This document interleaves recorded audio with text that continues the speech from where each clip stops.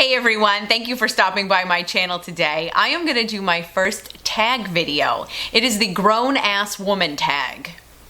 How confident and how strong does that tag sound? And I thought, well, I want to be a part of that. This tag was created by two fabulous ladies here on YouTube, Marnie and Erin, and I will definitely link their YouTube channels down below. Please go check them out because not only are they do they create fabulous YouTube videos, but they just keep it real. And there is so much phoniness and negativity in this world that we need more people who tell it like it is. I'm kind of not surprised that they decided to start a grown-ass woman tag, and I'm happy to be a part of it. So if you're interested in finding out the answers to questions about what it's like to be a grown-ass woman, and we're not even going to reference how as you become a grown-ass woman, your ass actually grows.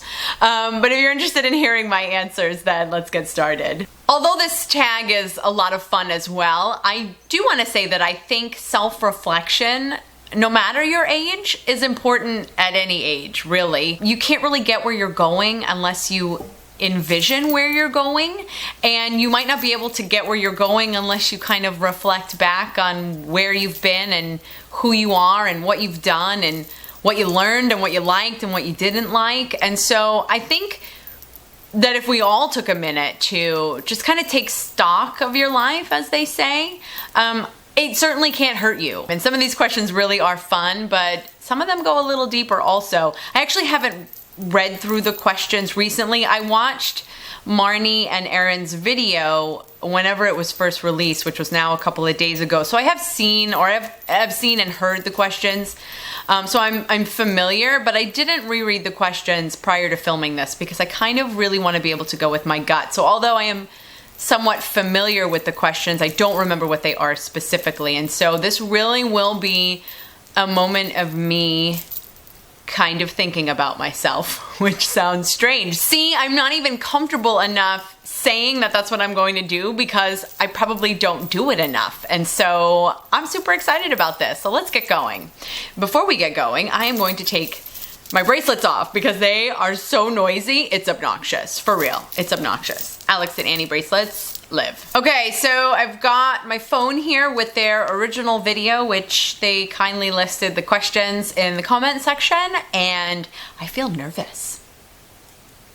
I feel like you're putting yourself out there, but I'm also putting myself into myself, and I'm going to be perhaps learning things about myself. This feels very strange. Oh my goodness, I so encourage everybody to do this. Okay, no matter how old you are. Okay, question number 1. What would you tell your 20-year-old self?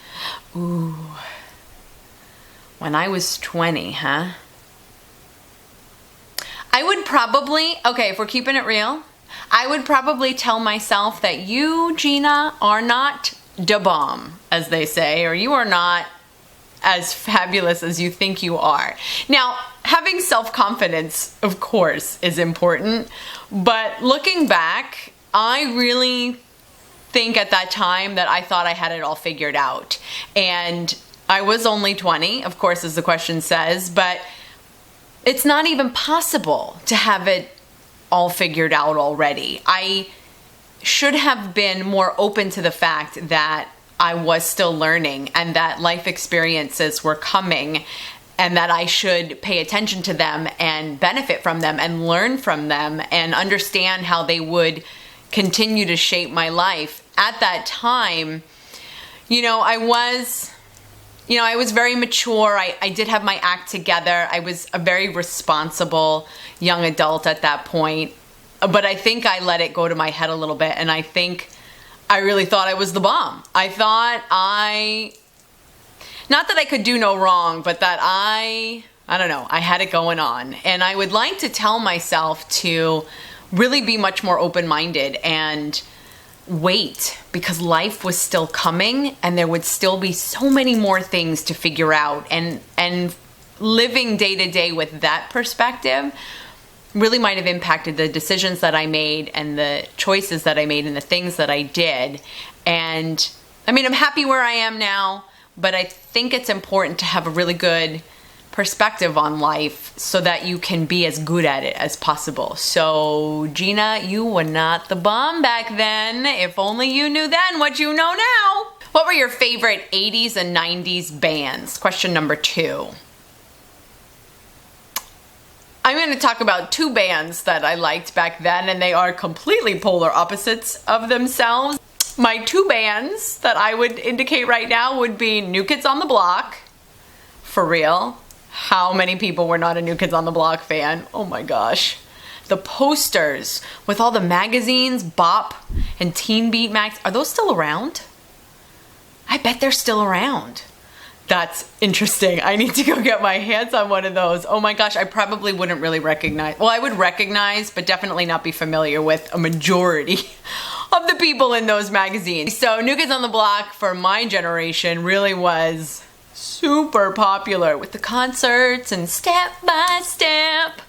Oh gosh. You know, we didn't have social media, and so you didn't really hear about them getting in trouble. I'm sure they did, but they just were fun. My other favorite band of the 90s, which kind of kicked in mid to late 90s, was Pearl Jam. Completely the opposite of New Kids on the Block, because you really would not find the members of Pearl Jam doing a group dance together on the stage. Oh my God, that would be hilarious. It just was right for that time in my life, you know. I was late teens, early 20s, somewhere around there without doing the math. And that's when you are so emotionally charged.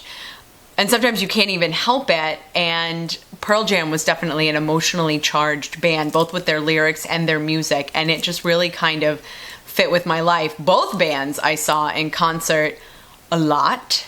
Pearl Jam a little bit more, since they were touring a little bit more, or maybe they just were available. Maybe I didn't need an adult to take me to a Pearl Jam concert, but I needed an adult to take me to a New Kids concert, and KOTB. But both of those bands, I immediately have tons of memories flooding through my brain when I think about those 2 bands and where they were with me in my life and the things that I did with my friends around them. Fun, fun, fun. Question number 3, favorite TV shows from the 80s and 90s. I loved literally like all of the 30-minute sitcoms. There was The Facts of Life, Different Strokes, Who's the Boss, Family Ties. I feel like I'm playing a game show where I'm trying to list as many as I can within a certain time limit. Growing Pains. Oh my God, Growing Pains. I have to go on Netflix now. Talking about all of this just keeps bringing back memories. I also really enjoyed 90210. I have used the 90210 intro song as my phone ringer occasionally in the past. Sounds and smells, I respond to them like dramatically. And so I've got like some of the theme songs running through my head right now, and it really just brings me back. Oh my gosh, this is so much fun.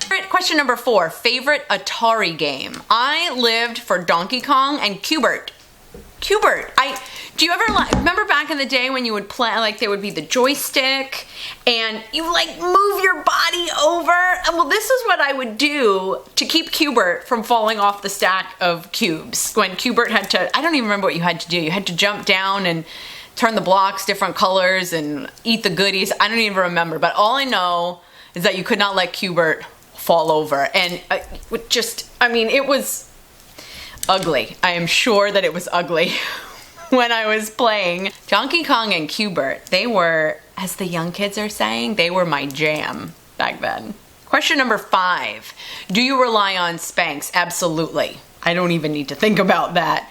Although I will say I try to avoid wearing Spanx whenever possible because of that feeling like you can't breathe. I'm not a fan of that. But I typically do try to avoid fabrics that are so thin and clingy where they will show off every single lump and bump that I have in my body. I try to go for some heavier fabrics so that, not that they act like Spanx, but they more and more reduce the need for Spanx. And so I do still support Spanx because my body under a clingy thin fabric will look like one of those topographical maps where they show you the different elevations, where you can see where my skin dimples and rises in different areas. It is so fabulous. Oh my gosh, thank God for Spanx. My thoughts on Botox. I really want to use Botox. I'm afraid of it. I don't know. I don't like the idea, personally, I don't like the idea of injecting something into myself. I think it's live. Are they live or are they dead? I don't even know. I haven't actually looked into it because I'm really trying to delay the moment where I'm like, oh my God, I can't be without it. I have a bitch resting face. So my husband says that when I drive, I look like I am pissed off. This is how I drive.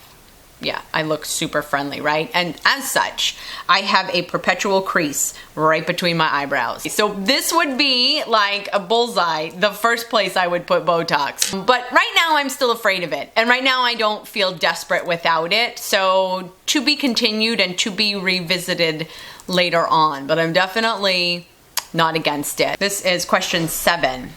If you could only have one beauty product, what would it be? Hands down, I do not even have to think about this. It would be concealer. In fact, I kind of feel like people don't use concealer enough simply because of the benefits that you can get from it. Men and women included, and I now into my mid-30s, I still break out like crazy. And I feel like I just don't need to put that out there. I don't want someone, I feel like if someone is talking to me, if the true state of my skin were visible, I just feel like they wouldn't be noticing me and they would be noticing my skin, simply because so many people have adult acne, yet it's still deemed and considered to be abnormal. Yet so many people have it, but we think of acne and we confine it to our teenage years, which isn't really fair for them either, because as a teenager, it's just awful. It's awful if you've got awful skin. I don't even know how to say that kindly. It's just awful. And I've had acne all my life. I could not wait to grow up because I was just kind of assuming that my skin would clear up, and it hasn't. And I'm okay with that now. But I would definitely choose to not leave the house without concealer, because it is the single thing that makes me feel the least confident and the most insecure, is if I'm not wearing concealer on my face to cover up my acne. Wow, that was deep. Moving on. Okay, this is question 8. Biggest change since turning 40. I'm not quite at 40 yet. I am distinctly knocking on the door. I'm 37. Even as I say that, I'm like, when did that happen? When am I not in my 20s anymore? when did I pass 30? That just seems so weird. And so there really is truth to age is just a number. However, your body still changes, even if your mind still classically puts you in a younger mindset, which I think my mind does. My body does not always agree. One of the biggest changes is I have always been athletic, more so at different points in my life. I am very athletic right now. I love working out. I didn't used to. I love working out now. And I used to only have aches and pains if I did a really intense workout. Nuh-uh. I get up from the couch after watching TV and I stumble a little bit sometimes because my hips do not agree with the fact that I was just sitting for a period of time watching TV. So I think it's important that I continue to be active and exercise and work out and do activities that involve movement, because I imagine it could only get worse if I chose to ignore that. So I also don't think you should you can start working out in your 30s and 40s, but you only do yourself a favor if you are an active person, no matter how old you are. We're typically pretty active as teenagers. Then we get involved in life and college and things in our 20s, and then trying to start our career or start a family, etc. And being active and taking care of ourselves typically is one of the first things to fall off our radar. And so I think that being active, we need to do that at any age. And I can already feel how my body is changing, and I will fight it Do not be misled. I am not going to sit down and not be active anymore. I will fight you. I will win. Let us be clear.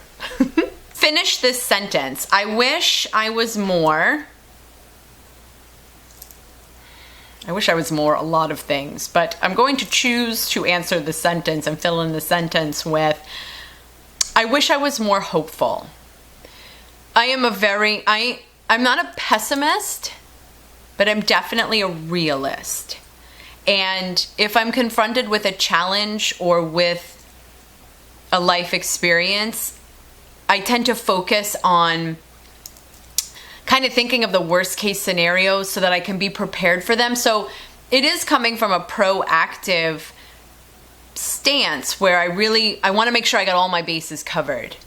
But trying to be that way, I kind of go to the dark side a little bit. I can't enjoy things the way I should be enjoying them because I'm worrying too much about how they could go wrong.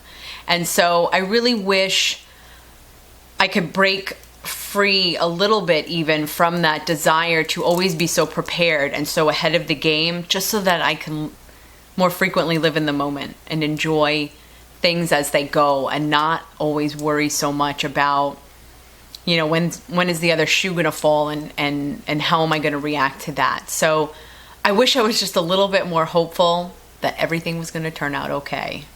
Does that sound cheesy? It kind of sounds a little cheesy, but it's true. Last question. Choose one. Bags, shoes, or something else?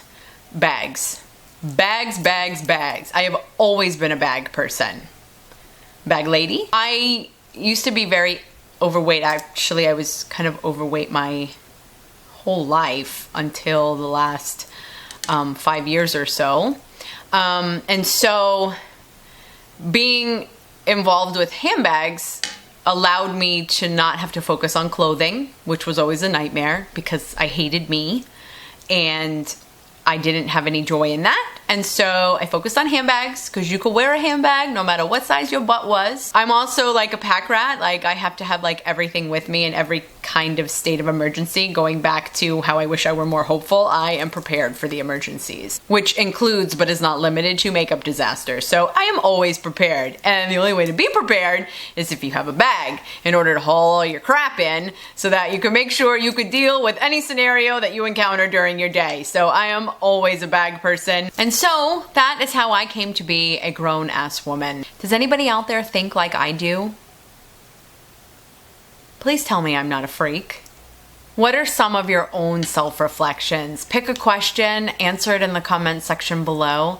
I really would enjoy finding out how some of you guys might be responding to some of these questions. Like I said, you don't even have to be the grown-ass woman. I think self-reflection is valuable at any stage. Yeah, this was a tremendous amount of fun. And so thank you for spending the time with me today. I really do appreciate it. Please do check out the ladies that started this tag, Marnie and Erin. Like I said, I will have their YouTube channels linked down below. Again, thank you for sharing your time with me. I do hope you have a really good rest of the day. I do look forward to seeing you in my next video. And in the meantime, thanks. I don't know. With my thought, literally, right out of my head. Get out of my head. I still listen to Pearl Jam, and I am not admitting in any way that listening to a New Kids on the Block song sometimes does not make me smile. Okay? Okay. You know, what am I, a friggin' snake? I have my standard, background YouTube candle glowing. Why do we even do that? Everybody does it. And I think it looks great. I love candles, but apparently your YouTube video will not be successful unless you have a candle glowing in the background. Okay. Get yourself together. Here we go. I can like try to stretch that. I can like try to stretch out my skin and that crease doesn't go away. Is it like that with real children? You tell them to do something and they do the absolute opposite? I have no idea because I don't have, real children. My dogs are my kids. But from what I understand, the little people actually behave that way as well. I still got a lot more learning to do. Do not be misled. This is not me having any of my shit figured out. I'm not even close.